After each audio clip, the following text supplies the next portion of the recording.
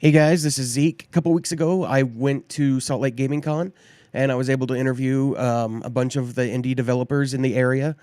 And this is one of the games that really caught my eye. It's called Ethos.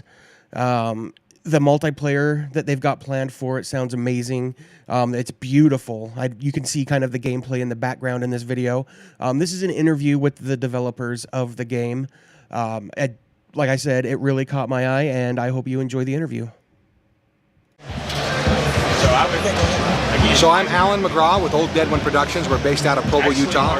You're seeing footage of Ethos that begins a game that we've been under production now for about 6 months. My primary developer is to my right over here. We can get a shot of him in a second. It is a RPG style game, similar to the Dark Souls franchise, in that you clear dungeons and levels and kingdoms.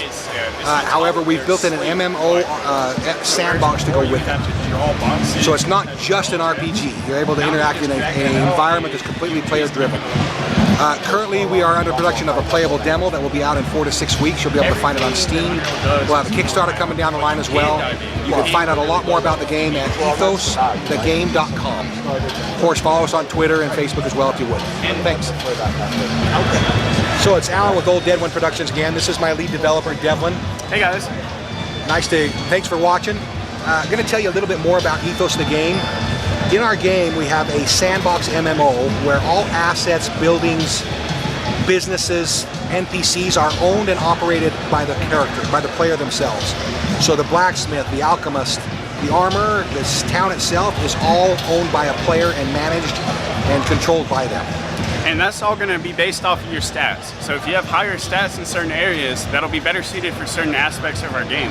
So for instance, a simple example would be a blacksmith that levels up his intelligence to make more intricate weaponry.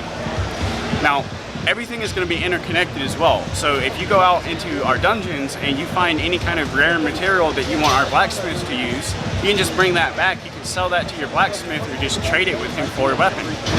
Along with that, if you're an empire builder and you want to rule the world, you can start your own town and then attract those players with those high-level blacksmiths to your town to get them to settle with you and run their business there. Now here's the beauty of empire building.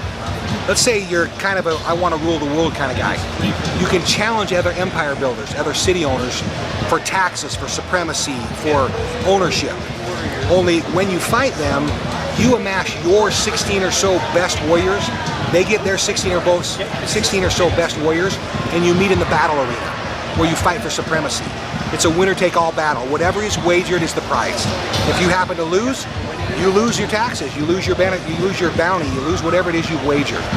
So it's a completely inclusive game that is for all players. If all you want to do is run a farm, you just become a farmer and you run a farm and you sell that product to players that need consumables to maintain their player. It's completely up to the player themselves on how they want to play. Now, of course, having said that, if you're a huge empire and you see little bitty empires, just small kingdoms starting off that have a couple of small towns, you can't really bully them. What we're going to do is, if you challenge them and you say, I want one of your cities, they can come back with a counter challenge. They can say, well, we're actually going to play for your nation. If I win, I get your nation. If you win, you get mine. And when that happens, the challenger can either accept that, or if they surrender, they have to pay back twice of what they ask. So if I'm a monarch and Alan is a monarch and I ask him for 10% taxes and he says, I want your nation, if I don't want to fight for my nation, I have to pay him 20% in taxes. It's the surrender value of making a challenge to a little fry. Now here's the beauty of this. In that battle arena, all players have a level and a rank, say? So unbeknownst to me, I'm a powerful empire and I challenge Devlin. Unbeknownst to me, 17 of the best players in the world are his best friends. I don't know this, of course, and I'm thinking I'm a big bad empire, and I challenge him, and he says, no, no, no, no. We're playing for all the marbles.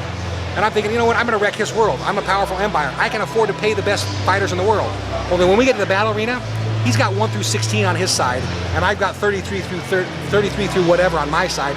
He wrecks my world, and I have just lost my entire empire because I was way too cocky and didn't investigate my enemy before I challenged him. You can find out more information about our game at ethosthegame.com. Please like and follow us on Facebook and Twitter. We need all the support we can get. Thanks, guys.